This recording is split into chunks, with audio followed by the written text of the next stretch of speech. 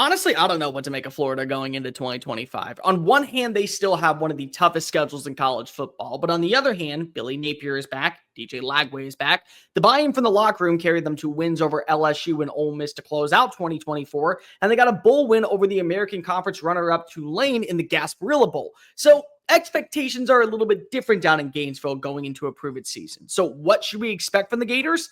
Honestly, if they can answer these three questions, maybe a college football playoff berth. Let's break it all down. Welcome on into SEC Unfiltered. It's Cole Thompson here. Make sure that you like the video, hit the ring notification, and of course, subscribe to the channel because we talk college football every single day. Download the podcast version of the show wherever you get your podcast listening systems. Follow us on the socials, link in the description. Follow me at Mr. Cole Thompson and check out all of our great work found at SECUnfiltered.com. This episode is fueled by FanDuel. Visit FanDuel.com/SECU to join today and get started with $200 in bonus bets when you win your first $5 bet. So lay down $5, win that bet. You're going to get $200 in bonus bets. What's not to love? Join in the action today by signing up at FanDuel.com/SECU. Question number one, can you get off to a fast start? One of the big things that made us really turn sour on Billy Napier was how they looked in the first 3 weeks of the season. A disastrous loss to Miami at home in week 1. And then 2 weeks later, when they faced off against Texas A&M, the game was over at halftime and people were booing Billy Napier going into the locker room during a don't drink and drive ad because they were done seeing what was the disaster of the hire. But then you got to remember there was a second half of the season and they played extremely well against Georgia and they got a win over LSU and they got a win over Ole Miss and they finished the year 7-5 and then got a bowl victory over Tulane. And you saw the growth and maturity from DJ Lagway in multiple games. Also the Tennessee game, you took him to overtime. And honestly, if you would have just gone for 2 instead of taking the field goal, you may have even won that game. So can you start fast? Can you get off the mat and really set the tone going into next year? Florida has a very easy schedule to begin the first 2 games, Long Island and then South Florida. And then you have a 2-game road test. And really, it's a 4-game test over a span of 5 weeks. At LSU, at Miami, home against Texas, at Texas A&M. Can you split the series at worst? Or can, better yet, you go 3-1? Because if you're able to handle that, instead of 5-1 during that span, or potentially even 6-0 during that span, you can afford to lose a game to Georgia in the world's largest outdoor cocktail party. You can afford to drop a game on the road in Oxford if you want to. You can afford to lose to Tennessee, and it won't deteriorate your overall expectations. You'll still be in good standing when it comes to making a college football playoff push. And more importantly, if you're able to go ahead and stabilize yourself very early on in the season by dismantling a Carson Beck-led Miami roster out in Coral Gables or at Miami Gardens, beat up on a Texas team with Arch Manning at the helm, go into College Station, the home of the 12th man, and be able to beat up on Marcel Reed, Colin Klein, and this ragtag offense. Well, at that point, you've kind of shown that you've gone and made up for those mental mistakes. The issues that really hurt your team early on in the season last year aren't going to be a thing that will weigh you down and have everyone wondering when, not if, Billy Napier is fired. Strike that. If not when Billy Napier is fired. Because we all know that Billy Napier is still facing a lot of pressure going into next year. He is far from safe from not losing his job. Definitely still could face a lot of outside criticism. He's done some wondrous things when it comes to the transfer portal and what he's done on the recruiting trail, finishing with another top 10 class, and the type of talent that he's bringing in is very sustainable. The question is, if you start fast, how quickly can that morale, the way that the team was able to rally down the stretch and catapult you to 2 signature wins, be really the backbone and emphasis of your team moving into the rest of the 2025 season? And if you can do that early, who knows what you can do when you actually get to the month of November? Who knows what you're even going to see when you face off against Georgia down in Jacksonville? Question number 2, who is wide receiver number 1? So there's a lot of different names that I think are going to be brought up in this conversation, but you're losing Elijah Batcher, you're losing Shamir DK, 2 guys who came on in from Arizona State and Wisconsin and did a good job of stabilizing your roster, over 1,200 receiving yards, over 75 catches, 6 total touchdowns, and you have some talent. J. Michael Sturdivant comes on in from UCLA. He's a veteran wide receiver who's played in a multitude of different systems. Can he be that go-to target on the outside for DJ Lagway? And if it's not him, why can't it be Eugene Wilson?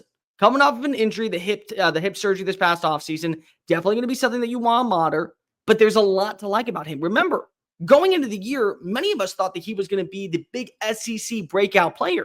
And there's a reason to believe that because when you look at his numbers back in 2023, there was a reason to see the upside and potential over 500 receiving yards, 6 touchdowns, 61 catches. So he may end up getting back to the reality of go-to number one target and eventually put himself in the prime position to where Florida is trusting its passing attack more than its run game. Can it be your run game out of the backfield? Jacoby Jackson comes on back. Jaden Baugh comes on back. Trayon Webb comes on back. KD Daniels, the sophomore, still there. You also add in Dallas Wilson and Vernell Brown. Those are two high-profile names. Dallas Wilson asked to be released from his actual commitment at the University of Oregon in a pass-happy offense with Will Stein so he could become a go-to target down in Gainesville. And if that does not speak volume about what he believes in the future and the identity of what Billy Napier is building, then I don't know what will. But if he can get Claw up to speed, build that relationship and the rapport with number two, then we're talking about maybe a 1,000-yard playmaker. We're talking about a guy that's finding the end zone a dozen times next season. And if you're able to have that go-to number one receiver, then defense coordinators have to learn how to pinpoint and take him out of the game, which then opens up the passing attack for a Trey Wilson, for an Adam Mizell, the speedster who probably should have had multiple touchdowns last year, but unfortunately got snipped out of it in that game against Mississippi State. How about a tight end? You bring back Hayden Hansen. How's he going to look in this team? You also have Tony Livingston coming on back in, who showed promise late last season when he caught a touchdown pass in each of Florida's final two games. Amir Jackson redshirted as a freshman. He could have a chance to be a really good receiving threat across the middle of the field. You just need one stable option.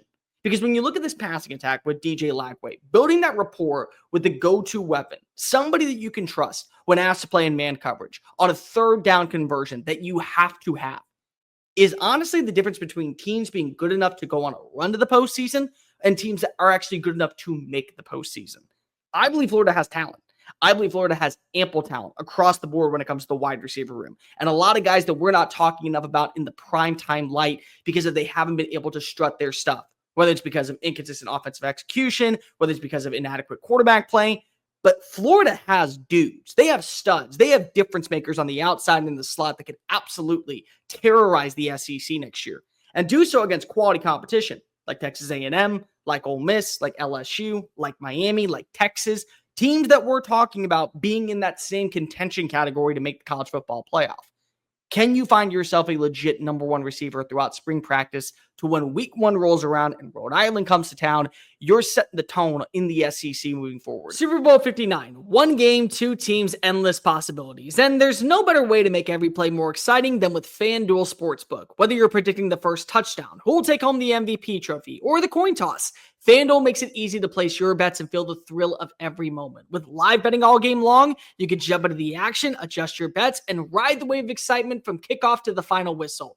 Plus, to make the Super Bowl even sweeter, new customers can score $200 when you make your first bet. Just place a $5 bet, and if you win, you get $200 in bonus bets. Download the app or head on over to FanDuel.com/SECU and bet with FanDuel, official partner of Super Bowl 59. Disclaimer, must be 21 plus and present in select states. For Kansas in affiliation with Kansas Star Casino, or 18 plus in D.C. First online real money wager, only $5 first deposit required. Bonus issue with non-withdrawable bonus bets, which expires 7 days after receipt. Restrictions apply. See terms at sportsbook.fanduel.com. Gambling problem? Call 1-800-GAMBLER or visit fanduel.com/RG. Call 1-888-789-7777 or visit ccpg.org/chat in Connecticut or visit mdgamblinghelp.org in Maryland. Hope is here. Visit gamblinghelplinema.org or call 800-327-5050 for 24/7 support in Massachusetts or call 1-877-8-HOPE-NY or text HOPE-NY in New York.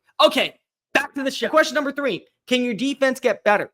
The last thing that you can afford is to ask DJ Lagway, who's already facing an immense amount of pressure to live up to expectations as the long-term solution at quarterback and probably the greatest recruit to walk through the building in the swamp since the days of Tim Tebow, is to be the ultimate difference maker.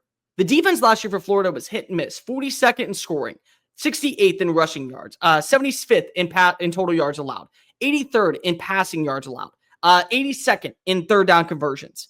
This was a defense that didn't find its identity. They struggled when it came to creating sacks. It struggled when it came to winning in man coverage. They allowed teams to hang around a little bit too close for comfort.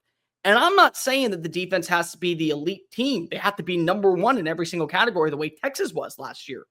But if you tell me that you can have a top 30 scoring offense and a top 30 scoring defense, and you're able to put up 33 points per game, and your defense is giving up 26 points per game or 23 points per game, That's a 10-point differential, and a 10-point differential absolutely gives you the victory 10 times out of 10.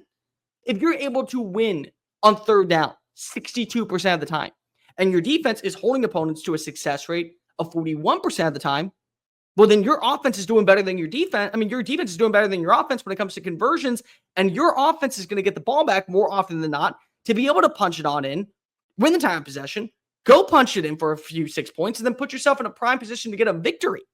That's what I'm looking for at Florida this year, and they have the personnel. You look at the returning defensive players, 8 returning starters, including all 3 of your starting defensive linemen, Tyreek Sapp, George Gums, Caleb Banks. You also have solid defensive tackle depth with Cam Jackson, Des Watson, Joey Slackman. Linebacker is going to be a new position, but you still feel good about Miles Graham and Aaron Child stepping on up. Pop Howard still is around. Jaden Robinson still is around.